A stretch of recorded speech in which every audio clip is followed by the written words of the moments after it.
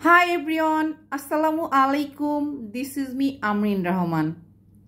আজকের এই ভিডিওতে আমি আলোচনা করব কোনো একজন ব্যক্তি যদি অস্ত্রের লাইসেন্স নিতে চায় তাহলে ওই ব্যক্তির কি কি যোগ্যতা থাকতে হবে, তার কি কি কাগজপত্রের প্রয়োজন হবে এবং এই অস্ত্রের লাইসেন্স নিতে হলে তাকে কত টাকা ফি প্রদান করতে হবে, এই লাইসেন্সটা নেওয়ার প্রক্রিয়া ইত্যাদি আইনি বিষয়গুলো আমি বিস্তারিত আলোচনা করব। সর্বপ্রথম আলোচনা করছি কোনো ব্যক্তি অস্ত্রের লাইসেন্স নিতে চাইলে তার কি কি যোগ্যতা থাকতে হবে। নাম্বার 1 হচ্ছে ওই ব্যক্তিকে বাংলাদেশের নাগরিক হতে হবে। নাম্বার 2 হচ্ছে ওই ব্যক্তির বয়স 30 থেকে 70-এর ভিতর হতে হবে এবং ওই ব্যক্তিকে শারীরিক এবং মানসিকভাবে সমর্থবান হতে হবে। একটি অস্ত্রের লাইসেন্স নেওয়ার জন্য তিনি শারীরিক এবং মানসিকভাবে সমর্থবান হবেন। নাম্বার 3 হচ্ছে তাকে ব্যক্তি শ্রেণীর করদাতা হতে হবে।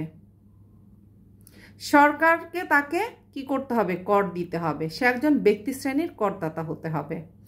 নাম্বার 4 হচ্ছে বিগত 3 বছর, অর্থাৎ তিনি যখন একটি অস্ত্রের লাইসেন্সের জন্য আবেদন করবেন তার আগের 3 বছরে তাকে 3 লক্ষের অধিক টাকা তিনি আয়কর প্রদান করেছেন এরকম সনদ থাকতে হবে।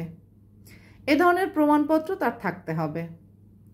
তাহলে বুঝতে পেরেছেন যে অস্ত্রের লাইসেন্স নিতে চাইলে তাকে কি কি যোগ্যতা সম্পন্ন ব্যক্তি হতে হবে।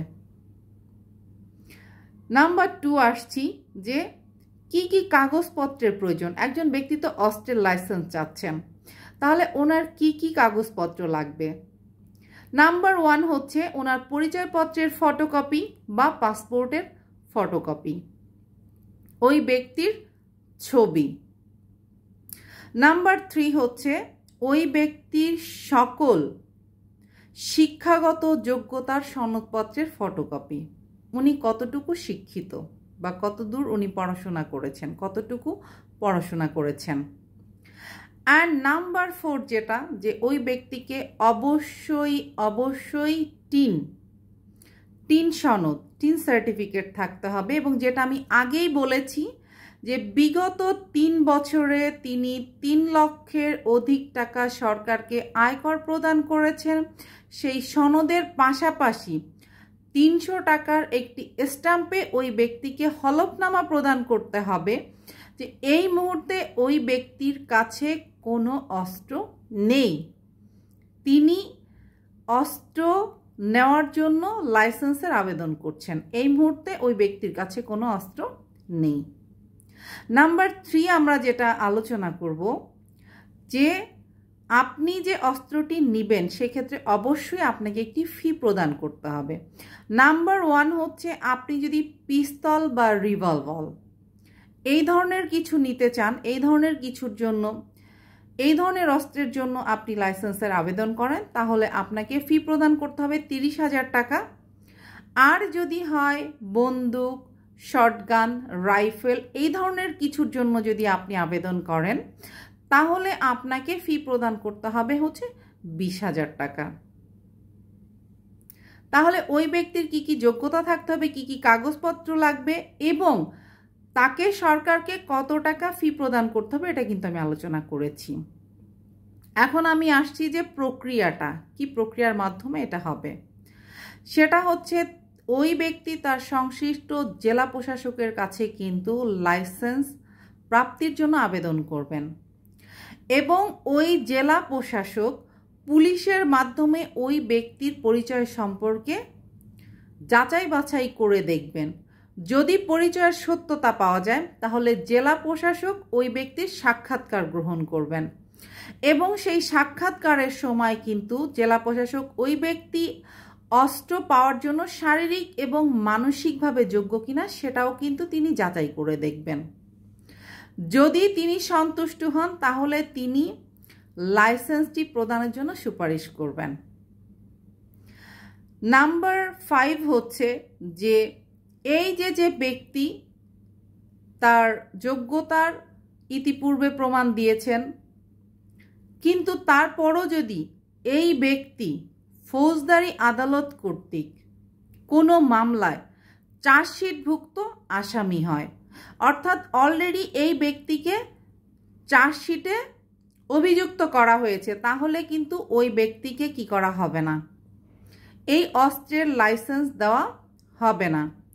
অ্যান্ড নাম্বার 2 হচ্ছে কোনো ফৌজদারি আদালত কর্তৃক যদি ওই ব্যক্তি অলরেডি সাজাপ্রাপ্ত বা দণ্ডপ্রাপ্ত হয়, অর্থাৎ ওনার যদি কোনো সাজা বা দণ্ড অলরেডি ফৌজদারি আদালত কর্তৃক হয়ে যায়, তাহলেও কিন্তু ওই ব্যক্তি 5 বছরের ভিতরে অস্ত্রের জন্য কোনো লাইসেন্স পাবেন না। ওনাকে অস্ত্র ক্রয় করার জন্য কোনো লাইসেন্স প্রদান করা হবে না। তবে যদি ওই ব্যক্তি এই যে বিষয়টা আমি আলোচনা করেছি যে উনি ফৌজদারি আদালত কর্তৃক যদি চার্জশিটভুক্ত আসামি না হয়, বা ওনার যদি কোনো ফৌজদারি আদালত কর্তৃক উনি দণ্ডপ্রাপ্ত না হন, তাহলে উনি যখন অস্ত্রের লাইসেন্সটি পাবেন তখন উনি যে কোনো অস্ত্রের দোকান থেকে ওনার পছন্দ মতো অস্ত্রটি উনি ক্রয় করতে পারবেন। এবং ওই ব্যক্তি অস্ত্রটি ক্রয় করার 5 কার্য দিবসের ভিতরে উনি যে জেলা পরিষদে অস্ত্রের লাইসেন্সের জন্য আবেদন করেছিলেন এবং যে জেলা পরিষদ ওনাকে অস্ত্রের লাইসেন্সের জন্য পারমিশন দিয়েছে, সেই জেলা পরিষদে গিয়ে কিন্তু ওনাকে ওনার অস্ত্রের মডেল নাম্বার, এটা কি ধরনের অস্ত্র ইত্যাদি তথ্যগুলো কিন্তু ওনাকে দিতে হবে, এবং জেলা পরিষদ অফিসে ওনার এই অস্ত্রের যাবতীয় তথ্যগুলো ওখানে লিপিবদ্ধ থাকবে। তাহলে আমার আজকের এই ভিডিও বা আজকের আলোচনা থেকে আশা করছি আমি আপনাদের খুব ভালোভাবে বোঝাতে পেরেছি যে একটি অস্ত্র যদি আপনি নিতে চান, একটি বৈধ অস্ত্র আপনি নিতে চাইলে আপনি যে অস্ত্রের লাইসেন্সের জন্য আবেদন করবেন সেক্ষেত্রে আপনাকে কি কি শর্ত পূরণ করতে হবে, কি কি নিয়ম মানতে হবে। সো ভিউয়ার্স, আমার ভিডিওটি যদি ভালো লাগে তাহলে অবশ্যই লাইক দিবেন, কমেন্টস করবেন এবং শেয়ার করতে ভুলবেন না।